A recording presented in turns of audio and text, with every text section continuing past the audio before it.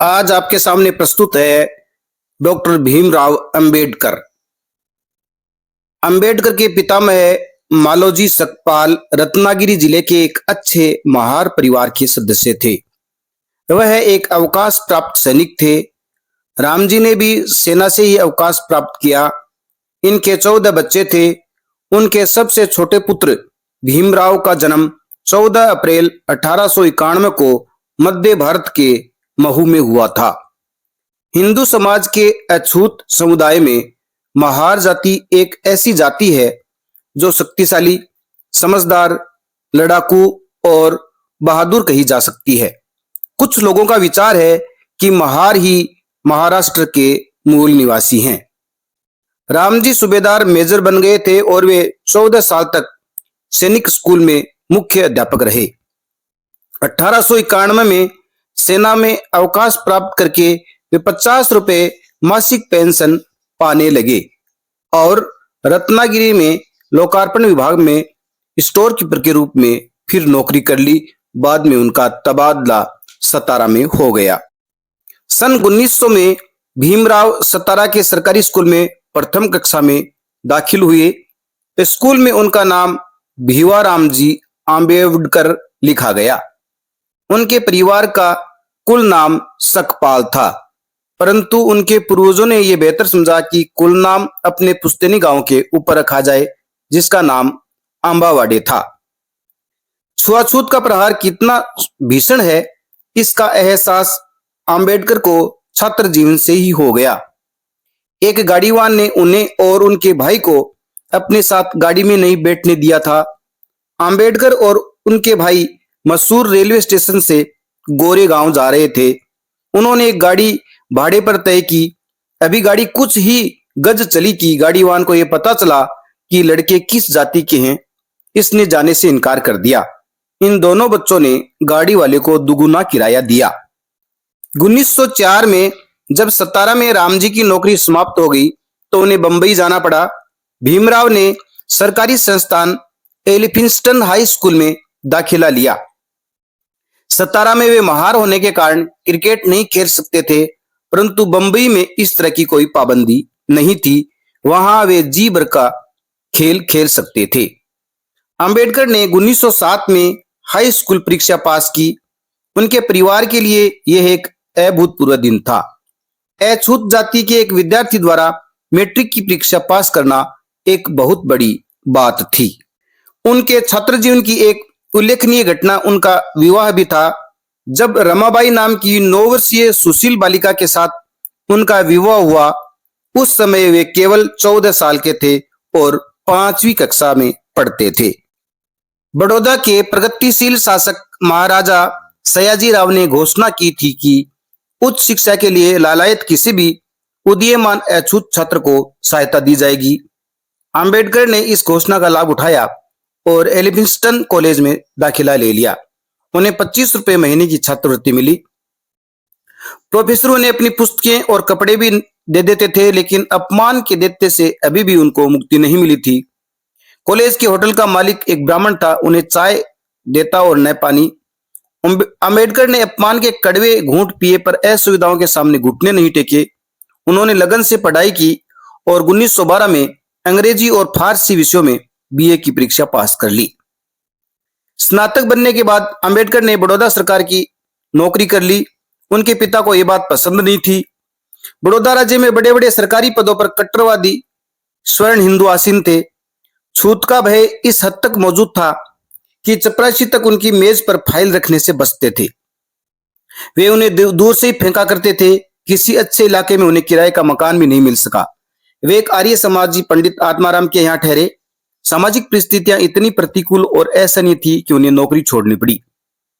2 फरवरी 1913 को उनके पिता का देहांत उनके लिए शोकजनक था।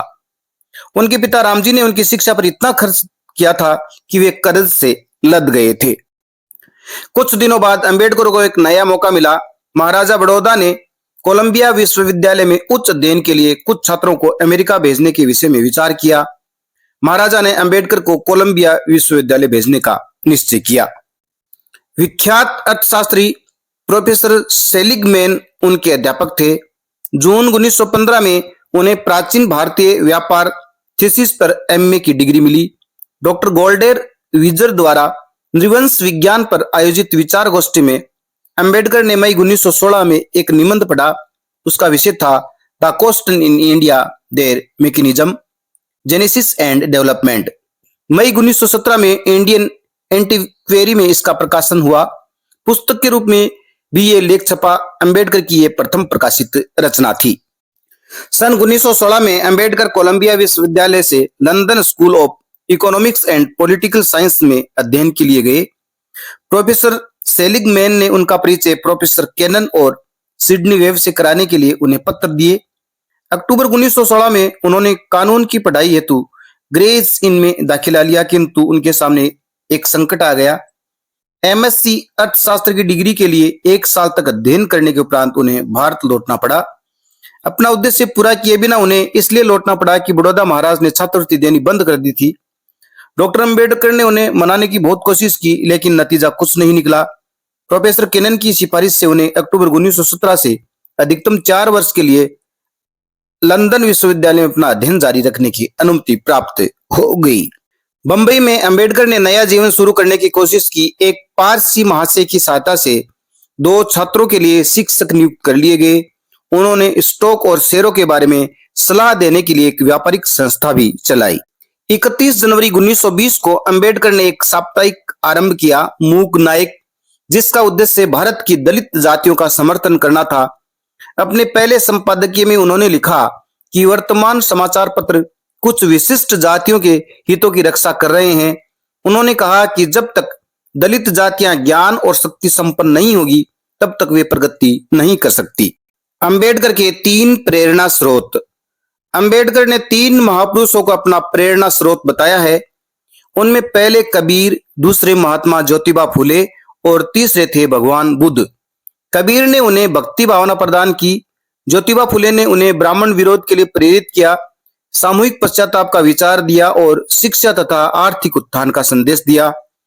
बुद्ध से उन्हें मानसिक और दार्शनिक पिपासा बुझाने वाला अमृत मिला और अछूतों के उद्धार का मार्गदर्शन प्राप्त हुआ, जिसका माध्यम था सामूहिक धर्म परिवर्तन। फुले 19वीं शताब्दी के महाराष्ट्र के एक समाज सुधारक थे। वही पहले व्यक्ति थे जिन्होंने पुणे में पहली बार अछूतों के लिए प्याऊ लगवाई। 1848 में महिलाओं के लिए और 1851 में अछूतों के लिए स्कूल खोले। कोल्हापुर के साहू महाराज महात्मा फुले को महाराष्ट्र का मार्टिन लूथर कहा करते थे। न्यायाधीश रानाडे जैसे लोगों ने उन्हें समाज सुधार कार्यों में सहयोग दिया। 1873 में उन्होंने सत्य शोधक समाज की स्थापना की। इसने 3 सिद्धांतों का प्रचार किया। सर्वशक्तिमान परमात्मा एक है, सभी प्राणी उनके बच्चों के समान है। दूसरा, इंसान और भगवान के बीच किसी माध्यम की आवश्यकता नहीं है। और तीसरा है, श्रेष्ठता किसी जाति विशेष में जन्म लेने पर आधारित नहीं होनी चाहिए। अंबेडकर पढ़ने लिखने के दीवाने थे। उन्हें ज्ञान अर्जन बड़ी लालसा थी। ज्ञान पिपासा शांत करने के लिए वह किताबें खरीदने में अपनी दैनिक जरूरतों की बलि चढ़ा देते थे। न्यूयॉर्क में उन्होंने लगभग 2000 प्राचीन ग्रंथ खरीदे।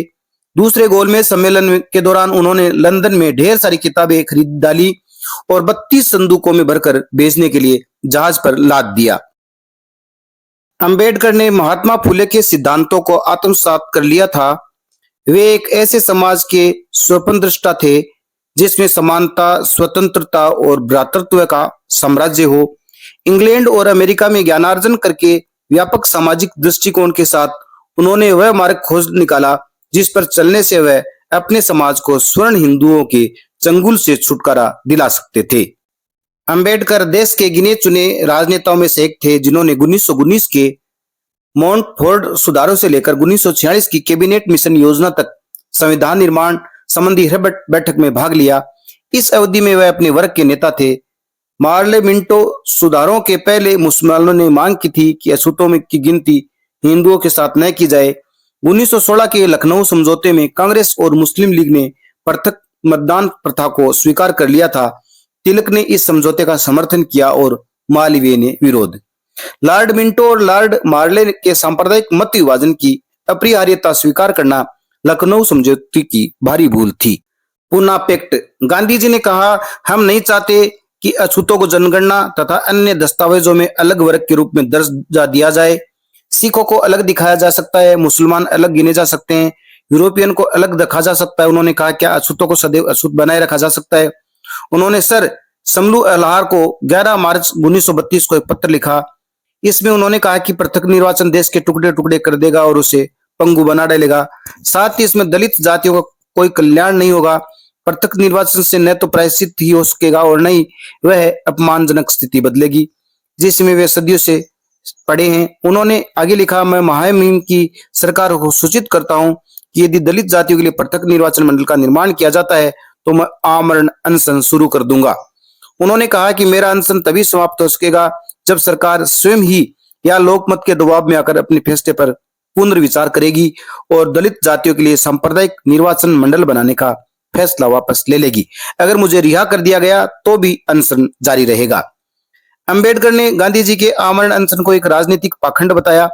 एक बयान में उन्होंने कहा कि अगर गांधी जी इस अस्त्र का उपयोग सर्वोच्च लक्ष्य स्वाधीनता प्राप्ति के लिए करते तो इसका औचित्य भी था। गांधी जी का जवाब था, मेरे लिए एक पृथक निर्वाचन का निवारण चरम सीमा की शुरुआत है। मैं बंबई के एकत्र सब नेताओं और अन्य लोगों को भी चेतावनी देता हूं कि जल्दबाजी में कोई फैसला न करें। मैं अपने अनशन को न्याय की तराजू में तोलने के तैयार हूं और अगर स्वर्ण हिंदुओं की आंखें खुल जाती हैं और वे अपने कर्तव्य को समझ लेते हैं तो उसमें मेरा उद्देश्य पूर्ण हो जाएगा। पूना समझौते से सुरक्षित स्थानों का कोटा बढ़ गया, लेकिन इससे दोहरे वोट का अधिकार छीना गया। राजनीतिक हथियार के रूप में दूसरे वोट की कीमत अमूल्य थी। अप्रैल 1944 को अंबेडकर ने एक संशोधन बिल पेश किया कि निरंतर कार्य करने वाले कारखानों के मजदूरों को सवेतन अवकाश दिए जाने चाहिए।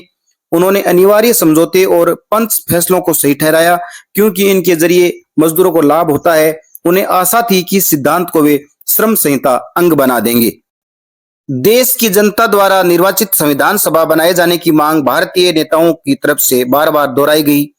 गोलमेज सम्मेलन की विफलता से भारतीय ये समझ गए थे कि भारत का संविधान स्वयं देश के नेताओं द्वारा बनाया जाना चाहिए। 1934 में स्वराज्य पार्टी ने घोषणा की कि एक संविधान बनाने के लिए सभी वर्गों के प्रतिनिधियों को मिलाकर संविधान सभा बनाई जाए जो आत्मनिर्णय के सिद्धांतों पर आधारित मान्य संविधान तैयार करे। दिसंबर 1936 में फैजपुर कांग्रेस अधिवेशन में यह कहा गया कि भारत में वास्तविक लोकतंत्र की स्थापना तभी संभव है जबकि संविधान बनाने के व्यवसायिक मताधिकार के आधार पर संविधान सभा का गठन कर दिया जाए। नवंबर 1939 में कांग्रेस कार्य समिति ने वैसी नीति की घोषणा की। गांधी जी ने भी संविधान सभा का समर्थन किया। संविधान सभा में जब डॉक्टर अंबेडकर को शामिल किया गया तो शामिल होने का उनका उद्देश्य अनुसूचित जातियों के हितों की रक्षा करना था। उस समय उन्हें आश्चर्य हुआ जब उन्हें प्रारूप समिति के लिए चुन लिया गया और उससे भी ज्यादा तब उन्हें उसका अध्यक्ष भी बना दिया गया। उन्होंने महसूस किया कि अब राजनीतिक धारा ने नया मोड़ ले लिया है। अब उन्होंने अपनी नीति बदल डाली। डॉक्टर अंबेडकर ने कहा कि संविधान सभा भारतीय जनता की प्रतिनिधि है। उन्होंने कहा कि भारतीय प्रभुसत्ता ब्रिटिश संसद की प्रभुसत्ता की अनुचरी नहीं है। संविधान की प्रस्तावना में यह स्पष्ट है कि उन्हें शक्ति कहां से मिली है और किन उद्देश्य की उसे पूर्ति करनी है। उन्होंने संघीय शासन का समर्थन किया। उनका दृष्टिकोण यह था कि सामान्य परिस्थितियों में तो भारत संघीय लोकतंत्र है किंतु आपातकालीन स्थिति में उसका एक रूप एकात्मक सरकार के रूप में बदल सकता है। उन्होंने दृढ़ केंद्रीय सरकार की वकालत की। सभी अधिकारों में सर्वाधिक महत्वपूर्ण अधिकार यह है कि हर नागरिक को समान अवसर प्रदान किए जाएं। संविधान संशोधन के अनुच्छेद को उन्होंने उसकी आत्मा और हृदय बताया। नीति निर्देशक सिद्धांत राजनीतिक प्रजातंत्र के साथ सामाजिक और आर्थिक लोकतंत्र के स्तंभ हैं जिन्हें लिखित संविधान में प्रदत्त मौलिक अधिकारों के जरिए प्राप्त किया गया है। अंबेडकर के विचार में संविधान द्वारा इस देश की विभिन्न सरकारों को एक प्रकार से सौंपे गए दायित्व हैं। उन्होंने इस बात पर बल दिया कि संविधान के नीति निर्देशक सिद्धांत ही उसकी जान है। मूल अधिकारों को उसका अनुगामी होना चाहिए। उन्होंने इंग्लैंड की तरह मंत्री परिषदीय शासन व्यवस्था को ठीक समझा। अमेरिका की राष्ट्रपति प्रधान शासन व्यवस्था की अपेक्षा इसे अधिक अच्छा समझा गया। हमारे संविधान में संसार के आधुनिक संविधान के नवीनतम गुण समाये हुए हैं जिनमें राष्ट्रीयता, केंद्रीयकरण, सुदृढ़ कार्यपालिका, धर्मनिरपेक्षता और कल्याणकारी सरकार के तत्व समाविष्ट हैं। इसमें न केवल शासन तंत्र की व्यवस्था है अपितु सुनियोजित सामाजिक परिवर्तनों की भी पूरी गुंजाइश है। इसका उद्देश्य राजनीतिक लोकतंत्र में और आर्थिक और सामाजिक लोकतंत्र को समाविष्ट करना है। अंबेडकर ने कहा कि हमारे संविधान के सिद्धांत यदि सर्वोत्कृष्ट नहीं है तो ये दुनिया के किसी भी संविधान से घटकर भी नहीं है। उनका विचार था कोई संविधान अपने के कैसा भी हो, उसकी अच्छी बुराई इस पर निर्भर करती है कि उसके चलाने वाले लोग कैसे हैं। राज्यसभा में उन्होंने अपने भाषण में कहा था, हमने संविधान के रूप में एक आश्चर्यजनक देव मंदिर बनाया, लेकिन देवताओं की प्रतिष्ठा से पूर्व ही इसे दानों ने हथिया लिया। 40 साल तक अंबेडकर ने राजनीति के अनेक उतार चढ़ाव देखे। उन्होंने अछूतों को सार्वजनिक तालाबों में पानी भरने का अधिकार दिलाने के संघर्ष का सूत्रपात किया। उन्हें पृथक मताधिकार दिलाने की जी तोड़ कोशिश की। पहले उन्होंने इंडिपेंडेंट लेबर पार्टी और बाद में शेड्यूल्ड कास्ट फेडरेशन का गठन किया। 1942 में वे वायसराय की एग्जीक्यूटिव काउंसिल के श्रम सदस्य नियुक्त किए गए और बाद में स्वतंत्र भारत के प्रथम विधि मंत्री बनाए गए। वह संविधान सभा की प्रारूप समिति के अध्यक्ष थे और भारतीय संविधान के निर्माता कहलाए। जीवन के अंतिम दिनों में उन्होंने हिंदू धर्म त्याग दिया और बौद्ध धर्म अपना लिया। उन्होंने सामाजिक उत्थान से लेकर धार्मिक सुधारों तक आंदोलन चलाए। अंबेडकर की ज्ञान पिपासा, पुस्तकों के प्रति उनका उत्कट प्रेम और उनका पांडित्य बेजोड़ था। उन्होंने इतिहास, अर्थशास्त्र, राजनीति, विधि और संविधान विषयों का गहन अध्ययन किया। इन विषयों में अंबेडकर ने इंग्लैंड और अमेरिका के 3 जगत प्रसिद्ध विश्वविद्यालयों से सर्वोच्च डिग्रियां प्राप्त की। उनकी ज्ञान के लिए बलिदान की भावना उत्तरोत्तर बढ़ती ही रही। वे एक गहन अध्ययनशील व्यक्ति थे और 7 भाषाओं के ज्ञाता भी थे। अंबेडकर समझते थे कि सरकार एक ऐसा संगठन है जो जनता की जीवन रक्षा, स्वतंत्रता, सुख, भाषा और धर्म पालन के अधिकारों की रक्षा करता है। दलित वर्गों को समान अवसर प्रदान करने के सामाजिक, राजनीतिक और आर्थिक समानताओं को दूर करता है और अपने हर नागरिक को अभाव और भय से मुक्ति प्रदान करता है। स्वतंत्रता पूर्व भारत में उन्होंने भारतीयों की आजादी और अधिकारों की लड़ाई लड़ी। उन्होंने कहा कि स्वतंत्रता मात्र राजनीतिक नहीं, वह सामाजिक, आर्थिक, बौद्धिक एवं आध्यात्मिक भी होनी चाहिए। एक वकील और न्यायशास्त्री होने के नाते वे सभ्य समाज में विधि की भूमिका पर बहुत बल देते थे।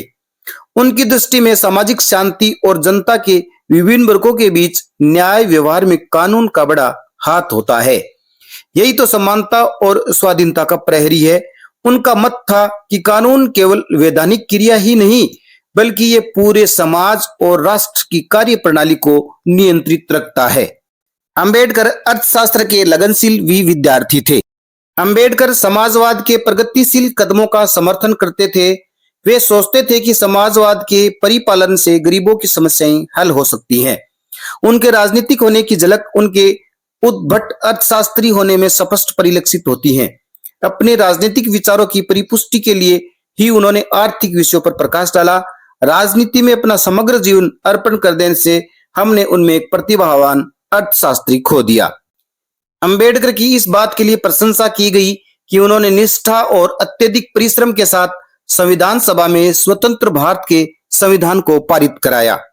अंबेडकर का स्वभाव उदारवादी था। उन्होंने संसदीय लोकतंत्र और राज्य समाजवाद पर बल दिया।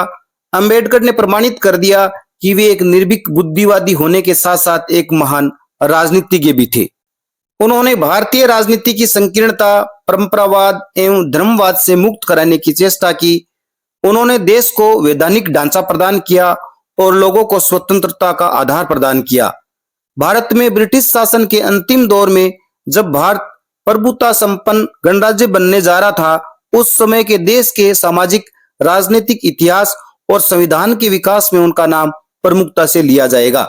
भारतीय राजनीति के इतिहास में एक राजनीतिज्ञ के रूप में उनकी भूमिका और बौद्धिक योगदान सदा अमर रहेगा। उन्होंने महत्वपूर्ण राजनीतिक फैसलों में हाथ बंटाया और उनकी रचनात्मक राजनीतिमता संविधान रचना के दौरान स्वतः प्रस्फुटित हुई। डॉक्टर जाटव ने अंबेडकर के विचारों को सामाजिक मानवतावाद बताया, जिनके सिद्धांत इस प्रकार थे: मानव जाति में समानता, प्रत्येक मानव एक इकाई के रूप में, प्रत्येक मानव को सामाजिक, आर्थिक, राजनीतिक और धार्मिक स्वतंत्रता का अधिकार, प्रत्येक मानव को अभावों और भय से मुक्ति दिलाना, स्वतंत्रता, समानता, भ्रातृत्व और मानव का मानव द्वारा, वर्ग का वर्ग द्वारा तथा राष्ट्र का राष्ट्र द्वारा अत्याचार एवं शोषण बंद करना, संसदीय प्रणाली पर आधारित शासन के अंतर्गत लोकतांत्रिक समाज की स्थापना करना, सामाजिक सुधार में अहिंसा का मार्ग और वर्ग संघर्ष या गृह युद्ध से बचने के लिए समझाने बुझाने का तरीका अपनाना, किसी भी वाद सिद्धांत का विश्वास की अति से बचना, आध्यात्मिक अनुशासन की आवश्यकता और विश्व प्रेम, समानता और भ्रातृत्व की स्थापना, जिसका उद्देश्य बुद्ध ने दिया। अंबेडकर की राजनीतिक विचारधारा के सिद्धांत कुछ इस प्रकार थे। राष्ट्रीयता की व्यवहारिक शक्तियों को मान्यता, स्वतंत्रता, समानता और भ्रातृत्व के आधार पर सामाजिक, आर्थिक और राजनीतिक मुक्ति के लिए धर्म युद्ध, किसी प्रकार के राजनीतिक, सामाजिक, आर्थिक या धार्मिक साम्राज्यवाद का विरोध करना, मात्र संवैधानिक तरीकों का उपयोग, हिंसा का त्याग, न्याय और शांति प्रेम, लोकतांत्रिक गत्यात्मकता को और झुकाव, मानवतावाद जिसके अनुसार मानव सभ्यता और संस्कृति का निर्माता माना जाता है और प्रेम एवं ज्ञान के आधार पर प्रगति की क्षमता रखने वाला समझा जाता है। अंबेडकर ने कहा कि प्रस्तावित संविधान राजनीतिक लोकतंत्र की स्थापना होगा और सरकारों का गठन करने वालों के सामने आदर्श प्रस्तुत करेगा। यह आदर्श है आर्थिक लोकतंत्र। अंबेडकर के विचार में नीति निर्देशक सिद्धांतों का बहुत महत्व है क्योंकि उनके आर्थिक लोकतंत्र का आदर्श निहित है। अंबेडकर केवल कारखाना मजदूरों के विषय में नहीं सोचते थे, बल्कि खेत मजदूरों की ओर भी उनका जोर था। वे चाहते थे कि सभी मजदूरों के लिए एक काम की शर्त भी वैसे ही हो जैसे भविष्य निधि, मालिक के दायित्व, मजदूरों का मुआवजा, स्वास्थ्य बीमा, अक्षमता पेंशन शामिल हो, फिर चाहे वे खेत मजदूर हो या कारखाना मजदूर, ये सुविधाएं सभी को मिलनी चाहिए। मानवता के सच्चे पुरोधा भारत रत्न डॉक्टर भीमराव अंबेडकर ने अनुसूचित जातियों, भूमिहीन मजदूरों, गरीब किसानों और राजनीतिक एवं आर्थिक रूप से शोषित वर्गों के उत्थान के लिए जीवन पर्यंत संघर्ष किया। महान शिक्षाविद और क्रांतिकारी चिंतक बाबा साहेब भीमराव अंबेडकर ने संविधान निर्माण में महत्वपूर्ण भूमिका निभाने के साथ साथ समाज में दबे कुचले लोगों का मार्ग प्रशस्त भी किया। भीमराव रामजी अंबेडकर डॉक्टर बाबा साहेब अंबेडकर नाम से लोकप्रिय भारतीय बहुज्ञ, विधिवेता, अर्थशास्त्री, राजनीतिज्ञ, लेखक और समाज सुधारक थे। उन्होंने दलित बौद्ध आंदोलन को प्रेरित किया और अछूतों से होने वाले सामाजिक भेदभाव के विरुद्ध अभियान चलाया था। उन्होंने श्रमिकों, किसानों और महिलाओं के अधिकारों का समर्थन किया था। डॉक्टर भीमराव अंबेडकर के विचार जीवन में सफलता पाने के लिए शिक्षा का महत्व अपार है। ज्ञान शक्ति सबसे महान है। धर्म तो इसे सिखाता है कि जैसे जीना है, लेकिन सामाजिक विज्ञान ये सिखाता है कि कैसे धर्म को बनाए रखना है। धर्म एक होने पर भारत एक हो सकता है, नहीं तो नहीं। मैं भारतीय संविधान में अपने देशवासियों के लिए एक शिक्षा प्रणाली बनाने के लिए बहुत प्रेरित हूँ। उत्तम परिणाम उत्तम प्रयासों से होते हैं। जो समाज में अपमानित है वह वास्तविक देशभक्त नहीं हो सकता। अंबेडकरवाद की एक विचारधारा तथा दर्शन है स्वतंत्रता, समानता, भाईचारा, बौद्ध धर्म, विज्ञानवाद, मानवतावाद, सत्य, अहिंसा आदि के विषय अंबेडकरवाद के सिद्धांत हैं।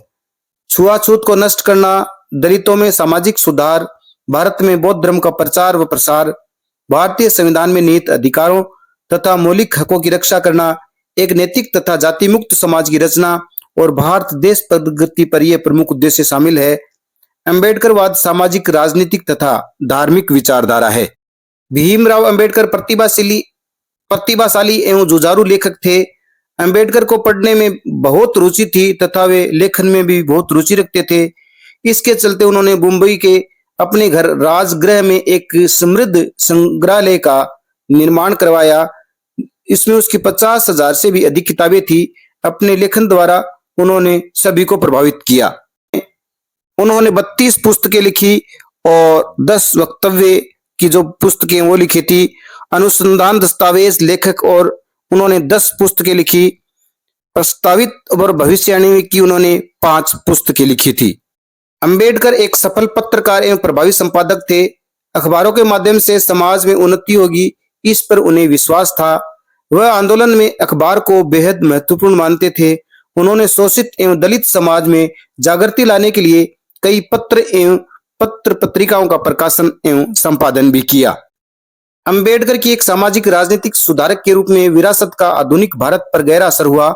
स्वतंत्रता के बाद भारत में उनके सामाजिक राजनीतिक विचारों को पूरे राजनीतिक स्पेक्ट्रम में सम्मानित किया गया। उनकी पहल ने जीवन के विभिन्न क्षेत्रों को प्रभावित किया है और आज जिस तरह से भारत सामाजिक आर्थिक नीतियों और कानूनी प्रोत्साहनों के माध्यम से सामाजिक आर्थिक नीतियों, शिक्षा और सकारात्मक कार्रवाई में दिख रहा है, उसे बदल दिया है। एक विद्वान के रूप में उनकी प्रतिष्ठा ने उनकी स्वतंत्र भारत के पहले कानून मंत्री और संविधान के प्रारूप समिति के अध्यक्ष के रूप में नियुक्ति की। उन्होंने आजादी से व्यक्तिगत स्वतंत्रता से ज्यादा विश्वास किया और जाति रहित समाज की आलोचना की। डॉक्टर अंबेडकर ने शिक्षा के बारे में कहा था कि शिक्षा वह शेरनी का दूध है, जो पिएगा वो दहाड़ेगा।